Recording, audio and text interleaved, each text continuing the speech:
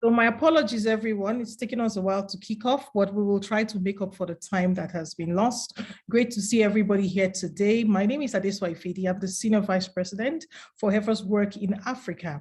And I was here last week for those of you who joined us or listened to the recording. And I spoke with the founder of Hello Tractors, and we had an exciting time looking at what he had done in that space. Jahil Oliver happens to be one of the winners of our Ayute youth competition established in Africa. The goal of the competition was to help uncover innovative work across the agricultural landscape, that is creating opportunities for young people to become engaged in agriculture, but also creating opportunities to improve livelihoods for smallholder farmers. Today I am with Nnaemeka, who is the second winner of the Ayute competition, and also the founder of ColdHubs. ColdHub is an exciting plug-and-play modular solar cooling system that provides solution at the farm gates and also in local markets for vegetable products in Africa. I'm not going to spill the beans and talk more about that. I'll let Nnaemeka do the talking, but I want to start from the beginning. Emeka, tell us about the adventures you have had with your passion in the rural community. I think the first time I spoke with you, I was excited to just really hear about how you have been passionate about addressing other problems before you got to ColdHubs. Just tell us quickly about that journey and the challenges that you experienced being there on the ground, working side by side with farmers. Thank you very much for having me at this one. Hello to everyone. My name is Nnaemeka Ikegwuonu. I'm founder of ColdHubs, and I also run as Chief Executive Officer. I've been in the agricultural space, looking back to answer the question for about 17 to 18 years now. I started in 2003 when I created Smallholders Foundation as a nonprofit that does agricultural radio broadcasting. It was really a joke that turned into a work. Nobody knew it would become a work. I was pursuing my passion in radio broadcasting, and in 2007, we built a community radio station in the southeast of Nigeria, which became successful.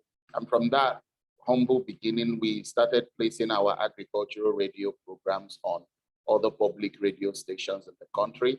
And it actually took us to 36 states of Nigeria. We traveled massively within the country, and several other organizations had what we were doing, and it became an interest in Africa, and we started traveling across Africa to do radio shows in more than 30 languages. Some languages we don't even understand. We just produce in English, and local radio broadcasters actually translate into their local language. And it was in the course of my travels when we were doing a radio show in 2013 in Jos. The title of the radio program was Following the Cabbage. We were trying to see best practices in cabbage cultivation and market trends in cabbage that we've actually done. It was a 20-episode radio program, and we were at the 19th episode, which was talking about market access. And we went to Faringada Market in Jos, and we saw everyone actually, it's like everyone had a cabbage in the market. It was cabbage everywhere. And most of the farmers that brought their cabbage were actually leaving it in the market and walking back home. And we asked them what can be done, and they told us, listen, if there is a cold storage in the market, we would like to put our cabbages in there. And it actually struck us at that point that there is no form of cold storage in outdoor markets, farm clusters, and we created ColdHubs again. It wasn't planned. It was the second joke that turned into a work, and we are playing around when we finally created ColdHubs. So there's a lot of adventures, a lot of interactions, a lot of listening, and a lot of dedicated patience, trying to identify the challenge and opportunity within smallholder agriculture. Yeah. Thank you, Nnaemeka. And I like the fact that you ended with trying to identify the challenge. I think one of the biggest challenges with innovation, it's not being rooted in the root cause of the problem and understand how to ensure that you drive sustainability in the process of building this idea. And so before we touch on that, which I'm looking forward to digging deep into, how did you make this work, right? And what exactly did you do, and how does this really run? Let's talk about the vegetable market. You talked about cabbage. There is a huge problem beyond the market in Jos that you had visited, and we know that spoilage goes up to 40% or more. Talk a bit about this background, the numbers, the statistics, what this means to farmers who depend on this for their income. Generally, it is official that 40% of fresh fruit and vegetables spoils before it reaches the consumer. But in the course of our travels across Nigeria, we've seen well over 40% spoilage. The 40% that spoils at farm gate occurs because there is lack of infrastructure, that can be used to extend the shelf life of food. There is bad practices in harvesting, and there is bad practices in packaging the food. That is what compounds the spoilage issue. Yeah. So when you actually take tomatoes, for instance, these farmers harvest wrongly. They put the tomatoes in raffia baskets. The raffia is a light wood, and the wood has needles on it. So the needles start puncturing the tomatoes even before the tomatoes is loaded into a truck. By the time the truck arrives, the truck is not refrigerated, the food is not well packaged. The tomato baskets are stacked up on each other. And I'm using that as an example. Now, the trucks make this 12 to 18 hours, depending on the road trip, on the worst roads you can imagine. So as the carriage is moving from left to the right, the light needles on the raffia basket keeps on puncturing the tomatoes. So we follow the tomato truck all the way from Kano in the north of Nigeria, coming down to the southeast of Nigeria. And the tomato truck was practically dripping of water. What is dripping out are actually the nutrients of the tomato. So the spoilage actually entraps farmers into a poverty cycle, because by the time the food arrives at the outdoor food market, the value has reduced. The value economically and nutritionally has reduced. We're talking about the economic value. What the retailers and wholesalers do in the outdoor food market, because they are smart, they try as much as possible to sell the high quality produce very early in the morning. 6 a.m. they struggle, they can get actually up to $60 off peak season or $50 off peak season. Once it's 12, because spoilage is there, the value reduces, and further entrapment. Around 3 p.m., the cost reduces again, So they keep on reducing costs due to spoilage. So the numbers there is that the smallholder farmers, retailers, and wholesalers lose an estimated 50% of their income. But what I've seen is well over 50% of income lost on spoilage. So it's an entrapment that starts from the farm, continues to the aggregation hubs, to the outdoor food market, and limits their ability to actually attain economic development. And to think that, like you have said also, we know that we have, even in Nigeria, a huge market, the Mile 12 market that focuses on sales of tomatoes. So this is a very visible problem. Why hasn't anyone done anything about it in the past? It is a wicked problem, and it's a very wicked problem, and wicked problems tend to be, it takes a long time to tackle such problems. The greatest challenge that hindered the solution or solving the problem is really a lack of energy. There is total lack of energy in Nigeria to support whatever infrastructure you can actually deploy. The solution has to come from infrastructure first. There has to be an infrastructure deployed. Then on that infrastructure, we build an educational component. That educational component now brings in, this is how to harvest, the best practices. It also brings in an adoption, education to adopt best practices in packaging too.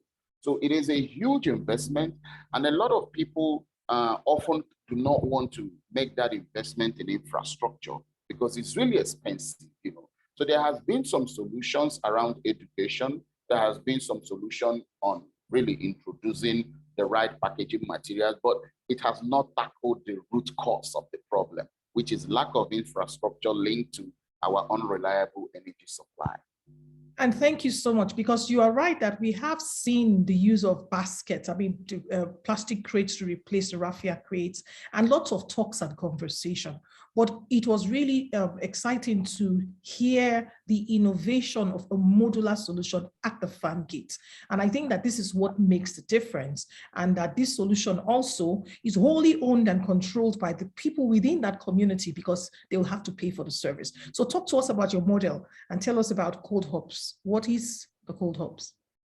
A ColdHub is 100% solar-powered walking cold room, especially designed for installation in farm clusters, in horticultural produce aggregation centers, and also in outdoor food market. And as a solar-powered walking cold room, from a technical perspective, each cold room has a generation capacity of up to 25 kilowatts of energy every hour. Energy is stored in phase change material, tablets, in ice packs of up to 100 kilowatts, enough to run the cold room for up to 3 days if there is no sunlight. And each cold room takes up to 3 tons of food at loading. There is another version that takes up to 10 tons of food at loading, and the third version takes 100 tons of food at loading. The 3-ton ColdHubs comes in a 20 kilogram plastic crate for food packaging inside the cold room, and it takes 150 of such crates. And what we do is to liberalize cooling space, to democratize access to cooling, so that every smallholder farmer can have an opportunity to bring in a 20 kilogram plastic crate of produce, store inside the cold room, and pay for that produce. You don't need to own a cold storage entirely. You need to have access to a refrigerated cooling space.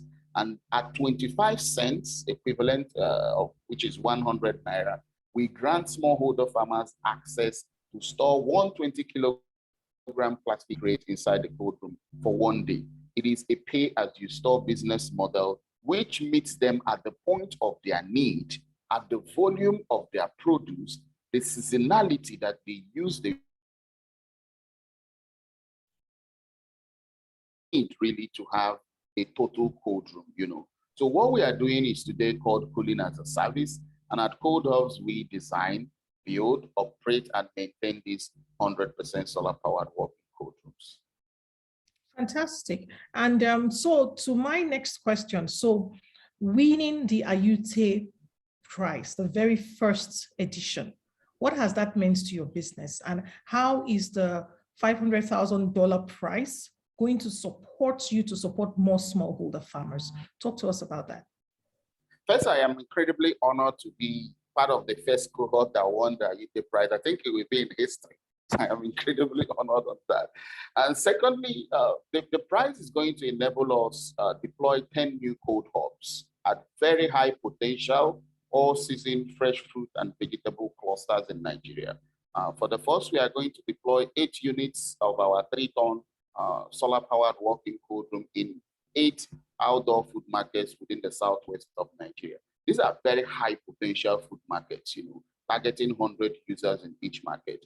Additionally, the prize will enable us to deploy 2 of our 100 tons mega ColdHubs in 2 of the largest food aggregation centers in Nigeria and also in West Africa. One of the 100-ton ColdHubs is going to Mile 12 market in Lagos. And Lagos Mile 12 market is like the biggest fresh fruit and vegetable retail cluster in the country, and at the same time in West Africa, and also in Dan Magaji market up in the north, Zaria in Kaduna State, which is an all-season fresh fruit and vegetable cluster that aggregates produce from Kano State, Kaduna State, and Katsina State. So it's an incredible opportunity for us. It's going to scale our business beyond our imagination and bring our technology closer to the people we work with. Fantastic. And then the other very important component is the ability to create new jobs around the agricultural value chain for young people. So how have these ColdHubs that you have worked with over the years, how has it created jobs for young people in the community? At the moment, we are operating 54 cold rooms in 38 clusters across 22 states of Nigeria. And since 2015, we've created 66 jobs for women, young women exclusively, by hiring and training them to work as our hub operators and market attendants, pretty much because what we do is that we build a solar-powered working cold room, and we hire a local young woman who will oversee the loading and offloading of food, and also oversee the collection of user fee. And she's often assisted by a hub operator, hub assistant who helps her do that work. So for our Ayute project, we'll be creating 26 new jobs for these young women to work as our hub operators and market attendants across all the new cold hubs that we are building. So at the same time, we are creating jobs in the local community, and these women become change agents in their households, in their communities, across their states, and that is the work we are trying to do, to change the perception, of a hub operator, and make sure that all across our operational sites, all our cold rooms are maintained by young women. Interesting. So let's talk about the business, right? You are running the cold hubs as a business, and it has to be sustainable.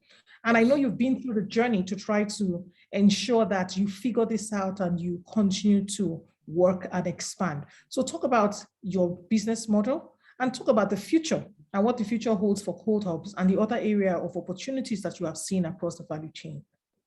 Yeah, our business model is really a pay-as-you-store business model. It's today called cooling as a service, and really what we do is that we build a solar-powered working cold room in the middle of a food market or a farm cluster. We conduct a 7 days education around the post-harvest management value chain for fresh produce, hire a hub operator, and open the cold room to be used by farmers, retailers, and wholesalers within the area. And the business model is, they show up every day as their truck of food is coming in.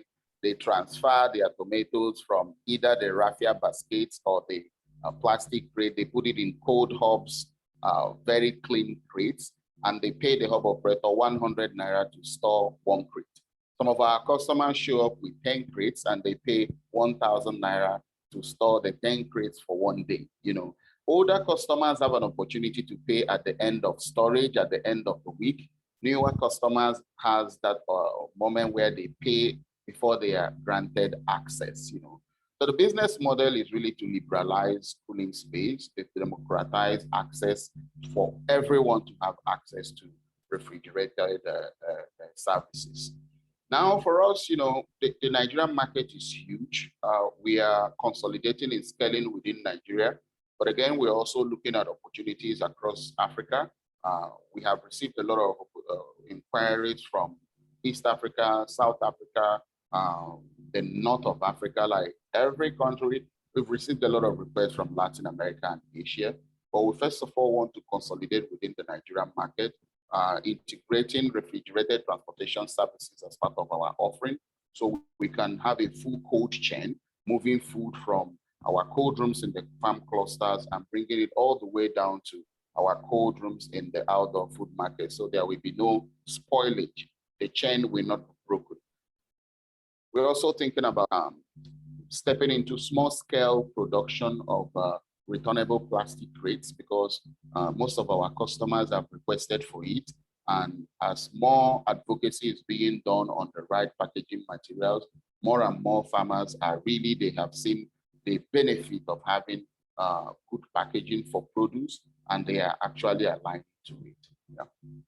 And you talked about the fact that this is not just about delivering a service, it's also about educating the farmers. And yes, you talked about the fact that some of these problems are about how they harvest, yeah, how they package, to how they store, how it is transported, and how it's even stored at the market. And I think that that's a very strong point, because talking about the education of the farmers is critical.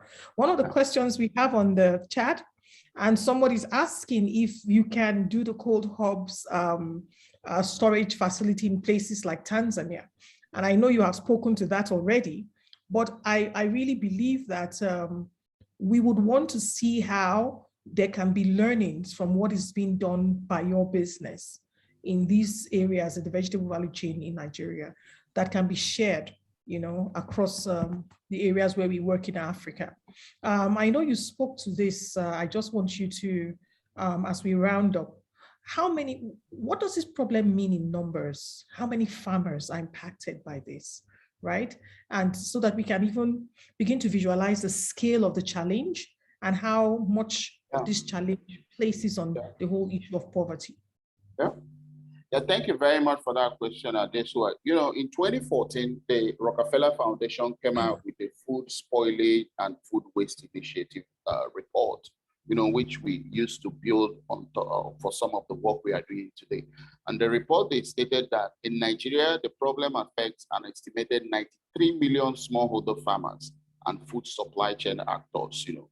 And these food supply chain actors include the middlemen who can be wholesalers, the retailers in the market, you know, all of them that plays a role within the food supply chain are affected by the challenge of spoilage, you know. The problem has never been solved before. Like I said, there has been a little bit of activity, you know, to actually help people gain access to the right packaging, to education, to the best time to sell your produce, but it has never been solved holistically, you know. And why it has never been solved holistically really is due to the cost of the infrastructure needed to solve it and the unreliable energy supply that exists in our countries. Wow. So, I mean, we could go on and on, Nnaemeka. I honestly think that this is really an exciting conversation. I don't know if we have one more minute to take a quick question. And it was really talking about what is the cost of storage and what is the profitability for farmers. I know you spoke about that already. Yeah, so if you want to respond to that very quickly, and let's see if we can do a 30 seconds on that one and then a 30 seconds on another. The profitability is amazing for farmers. Off-peak season, you know, they can sell a basket of tomato for about $30 US, and that process lasts only about 6 hours. And what they gain from a cold hub is to retain the price, that everyday price, the next day and the next day and the next day, you know, without dropping price. They won't drop the price because every day the commodity comes out fresh, you know, yeah. Fantastic. And then of course there's the issue, which I know is something that all of us in this space are concerned about. Now, moving from raffia to plastic is sustainable for the tomato, but not for the environment. From the industry as a whole, what have you seen as the key alternatives that are being considered, and how do we hope to move away from plastic into the future? We'll need to, at some point, embrace cardboard as a form of food packaging. Yeah. Plastics are not going to be sustainable in as much as most people are actually using recycled plastic for the production of returnable plastic grades, you know, but I think in the future we will need to look at cardboard, you know, using cardboard boxes to do food packaging, and there is a lot of movement and momentum within that area at the moment. Yeah. And government partnerships, one last question is talking about government partnerships. With all of this great work happening, right, how are you seeing the role of government as this project goes to scale? I think the role of government is essential to maintain, to create the right policy first, to regulate the sector. Once activities are going on within the sector, a lot of players will come in, and government is needed to regulate some of our activities. You know, at the moment, there is not a lot of government activity within the cold chain sector, or cold storage sector, whatever it's called in Nigeria. But I think that government at some point need to sit down with practitioners, create the right policy and the right regulation models for the sector. So final question, and we draw the line here. From Rwanda, what are the challenges? I know this hasn't been like fantastic and everything is going on perfectly well. What are the challenges? The first challenge really is tomatoes in cold rooms before. Sitting down with them to educate them to adopt the technology and the service is not very easy, and it's a lot of work. You know, so we created a lot of education around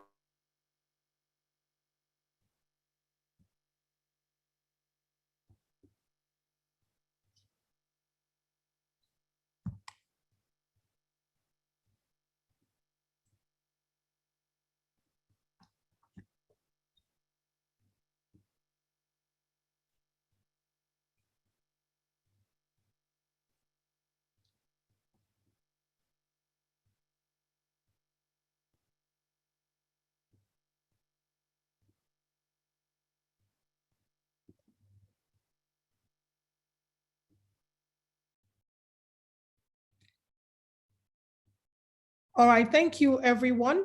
It's been an exciting time.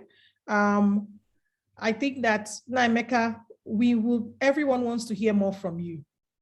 And I think that we may go on and on. The questions on the chat just keep coming. But I think it's just to show that you're addressing a problem that everyone is passionate about, a problem that we see every day, and we believe should be scaled, and more entrepreneurs, social entrepreneurs, should take the courage that you took to take a leap of faith and just try to solve the problem that they can see for farmers. So thank you for the work that you do. We're excited to be part of this journey. We look forward to hearing from you in the next 1 year, and let's see what it is that we have been able to do and the growth and impact that your work is doing to help farmers and their income. So thank you, everyone. And there will be another chat with Pierre next week on the 20th. I think it's an exciting one. It's an interesting one that we'll be talking about how smallholder farmers are supporting actually the challenges of climate change and are actually contributing to the reduction of climate change by their activities. Those of you who can make it, I definitely will. Please join on the 20th with Pierre, who will be hosting. And thank you all very much. Wonderful to have you, Nnaemeka. Look forward to speaking with you on the other side. Thank you very much. I will be available at any time. Thank you very much. Fantastic. Thank you, everyone.